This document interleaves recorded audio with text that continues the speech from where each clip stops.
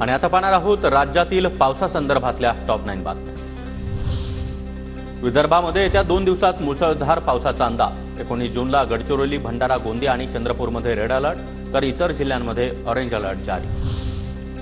कोकण किनारपट्टीवर देखील 3 दिवस पावसाचा जोर राहणार। रत्नागिरी जिल्ह्याला रेड अलर्ट, तर रायगड, सिंधुदुर्ग, मुंबई, ठाणे आणि पालघरमध्ये ऑरेंज अलर्ट जारी।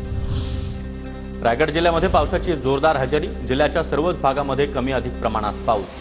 पेणच्या एसटी स्टँड आणि दाताराळी परिसरामध्ये पाणी साचलं, तर उरण, महाड, माणगाव या भागात देखील पावसाच्या सरी। भुसावळच्या हातनूर धरणाचे 12 दरवाजे उघडले। धरणामधून 36,545 क्युसेक वेगानं पाण्याचा विसर्ग सुरू।